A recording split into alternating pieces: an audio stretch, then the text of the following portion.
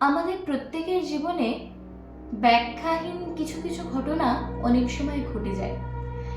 ঠিক নিজের জীবনে এমনই ঘটা একটি ভৌতিক ঘটনা আমাদের সামনে তুলে ধরেছেন দুর্গা কয়াল উলুবেড়িয়া থেকে।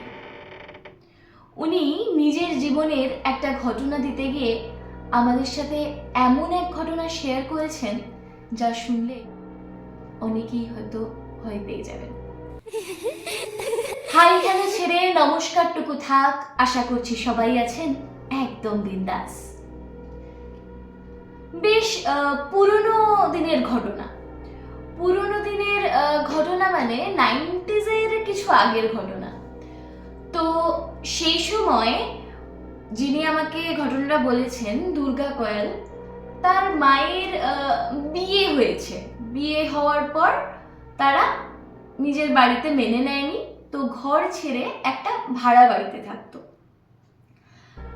তো এবারে যে ভাড়া বাড়িটায় থাকতো, পরবর্তীকালে বিয়ের 1-2 বছর পর তাদের যখন সন্তান হয় তখন সেই ভাড়া বাড়িটায় আর থাকা যেত না।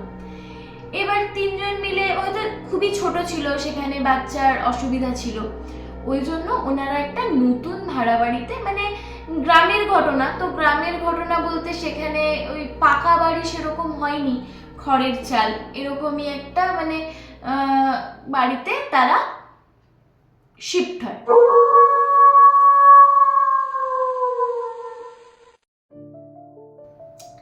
তো ছেলের তখন ওই ধরুন 7-8 মাস বয়স। তো যে বাড়িতে যায় অগত্যা, তাই সেই বাড়ি তাদের যাওয়ার ইচ্ছা ছিল না। সেই বাড়ির সম্পর্কে অনেক কিছু আর কি রিউমার্স শোনা যায়।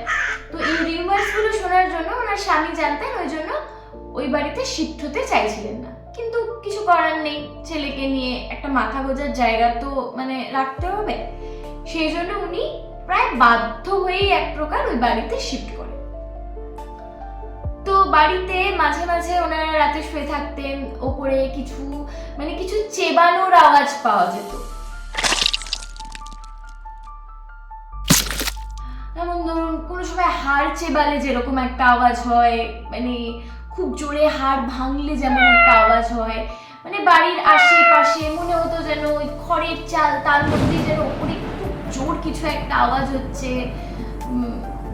এরকম ধরনের কিছু।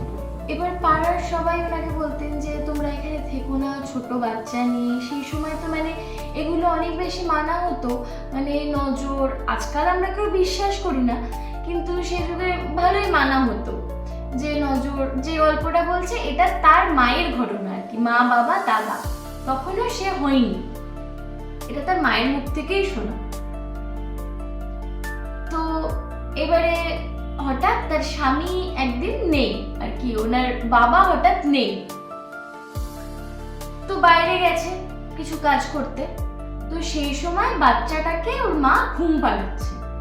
বাচ্চাটাকে ঘুম পাড়াতে পাড়াতে হয় না, মা অনেক সময় ঘুমিয়ে পড়ে, সেরকমই মানে বাচ্চাটাকে ঘুম পাড়াতে পাড়াতে ওনারও একটু তন্দ্রা মতো চলে এসছে আর উনি ঘুমিয়ে পড়েছে।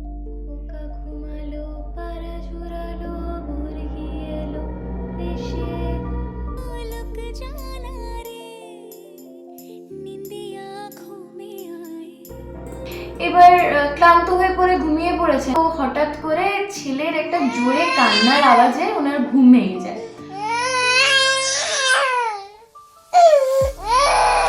উনি ছেলের যেমন কান্নার আওয়াজ পাচ্ছেন, দূর থেকে মানে কোনো একটা মহিলারও কান্নার আওয়াজ পাওয়া যাচ্ছে, মানে সে ফুপিয়ে ফুপিয়ে কান্না যাকে বলে।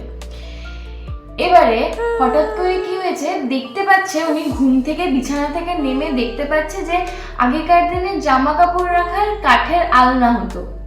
তো যেহেতু ওনারা ভাড়া বাড়িতে ছিলেন, খুব অল্প জিনিস নিয়ে ওনারা ভাড়া বাড়িতে ছিলেন, তো ওনাদের একটা কাঠের আলনা ছিল। আলনা বলতে ওই এখনকার দিনে যেগুলো ওই স্টিলের ক্লথ র্যাক পাওয়া যায় না, সেরকম আগেকার দিনে কাঠের ওরকম আলনা পাওয়া যেত। যাদের বাড়িতে আছে তারা নিশ্চয়ই জানবে। তো আলনাতে জামা কাপড় যেখানে মেলা হতো তার নিচের দিকটায় একটা জুতো রাখার র্যাক থাকতো। তো উনি উঠে দেখছেন ওই জুতো রাখার র্যাকটা মানে মোটামুটি বেশি হাইট হবে না, অল্প একটা জুতো রাখা, একটা জুতো ধরতে যতটা ফাঁকা জায়গা লাগে।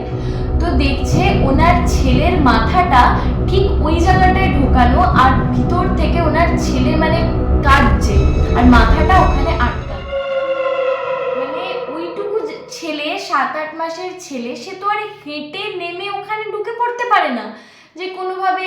মানে উনি ছেলেটাকে পাশ বালিশ পাশে দিয়ে শুয়েছেন, এক পাশে উনি আছেন, ছেলেটার ওপর থেকে নামলো, তাহলে যদিও পড়েও যেত তাহলে তো সে আওয়াজটা উনি পেতেন।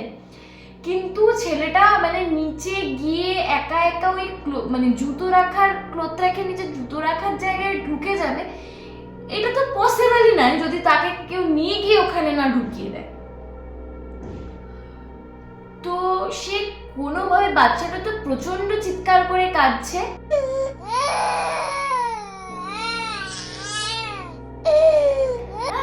তো এবার বাড়ির আশেপাশের মানে যারা ছিল উনি চিৎকার করে সবাইকে ডাকলেন। এবার ডেকে মানে সবাই যখন এসছে, বাচ্চাটাকে বের করা হয়েছে, বাচ্চাটার এখানে ছুলে টুলে গেছে, এইটুকু জায়গার মধ্যে বাচ্চাটার মাথাটা ঢোকানো। এবার বাচ্চাটার মুখ টুক পুরো ছুলে গেছে, বাচ্চাটা সেরকম আর জ্ঞানই ছিল না বের করার পর। তো ওইখানে একজন প্রেজেন্ট ছিলেন যিনি মানে আশপাশের বাড়িতে বেশ অনেক বছর ধরে রয়েছেন। প্রতিবেশীটি বলছেন যে আপনারা এখানে কি সাহসে রয়েছেন? বলছি কেন? মানে ইতিমধ্যে ভদ্রমহিলার হাজবেন্ডও চলে এসছেন কাছ থেকে, ডেকে পাঠানো হয়েছে। বলছে যে কি সাহসে রয়েছেন? বলছে কেন কি সাহস, মানে রয়েছি আমরা, জায়গা পাচ্ছি না সেরকম, আর আগের ঘরটাতে 3 জন মিলে অ্যাডজাস্ট করার মতো জায়গা নেই, তাই আমরা এখানে রয়েছি। বলছে মানে বেশ ওই 3-4 বছর আগে এই ঘরে একটা ঘটনা ঘটে, তারপর থেকে ওই ঘরটা কেউ ভাড়া নিতে চায় না, আপনারাই প্রথম মানে যারা ভাড়া নিয়েছে। বলছে স্বামী স্ত্রীর মধ্যে ঝগড়া হয়েছিল প্রচন্ড, মানে যে ঘরটাতে ওরা আছেন এখন, তো ওখানে স্বামী যে ছিলেন আগে যারা থাকতো, হাজবেন্ড ওয়াইফ থাকতেন, তো হাজবেন্ড আর কি প্রচন্ড মাতাল ছিলেন, খুব নেশা ভাঙ করতেন, মানে ঘরে কিছু উপার্জন করে কিছুই দিতেন না, যা উপার্জন করতেন সবটাই বাইরে মানে নেশা করে চলে আসতেন। আর ওনার ওয়াইফ আর কি যিনি ছিলেন, সে এবারে মানে ঘর সংসার চালাতে পারতো না, প্রতিদিন এসে মারধর। ও তো সেই জন্য সেই ঘরেরই সিলিং থেকে উনি গলায় দড়ি দিয়ে মারা যান।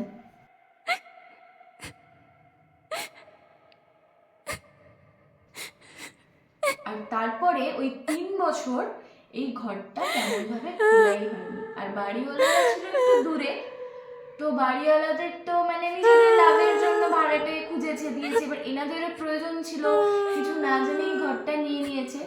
বলছে তারপর থেকে রাত্রিবেলা মানে আশেপাশের লোকেদেরও সমস্যা হয়, থাকতে পারে না, হঠাৎ করে যার মানে এই ওই আওয়াজ শুরু হয়, তো খুবই সমস্যা হয় ওনাদের থাকতে।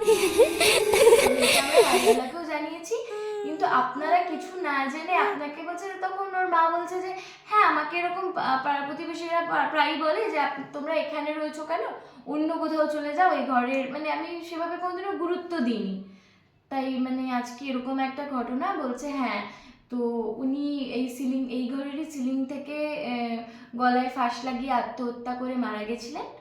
তো তারপর থেকে ওনার স্বামীকে আর খুঁজে পাওয়া যায়নি, আর এই ঘরটাও এতদিন সেমনভাবে কেউ খোলেনি। এবার এই ছিল ওনার জীবনের ঘটনা। বলছে এটা ওনার মায়ের জীবনের মানে নিজে এক্সপিরিয়েন্স করা, মানে এরকম ভৌতিক ঘটনা এক্সপিরিয়েন্স করেছেন ওনার মা একদম সামনে থেকে। তো অনেক ধন্যবাদ দুর্গা কোয়েল, আপনাকে অনেক ধন্যবাদ। আপনি আমাদের সাথে নিজের জীবনের, হয়তো আপনি স্বচক্ষে দেখতে পারেননি কিন্তু আপনার মায়ের থেকে শুনেছেন, সেই ঘটনাটা আমাদের সাথে শেয়ার করেছেন, অনেক ধন্যবাদ। তো যেমন বলা, আপনাদের জীবনের সত্যি ঘটনাটা পাঠিয়ে দিন আমাদের কাছে। আমাদের ডেসক্রিপশন বক্সে হোয়াটসঅ্যাপ নাম্বার দেওয়া আছে, আপনারা মেল আইডিও দেওয়া আছে, মেল করতে পারেন, হোয়াটসঅ্যাপ করতে পারেন আপনাদের জীবনের সত্যি ঘটনাটা। আজকে এই পর্যন্ত, আবার ফিরে আসছি নতুন কোনো ঘটনা নিয়ে যা একদম সত্যি। তো আজকে ভূত চতুর্দশী, সবাইকে অগ্রিম দীপাবলির শুভেচ্ছা। আজকে এমন দিনেই আমরা এমন একটা ঘটনা শুনলাম। তো আবার ফিরে আসছি নতুন কোনো ঘটনা নিয়ে, ততক্ষণ পর্যন্ত ভালো থাকুন, সতর্ক থাকুন। নমস্কার।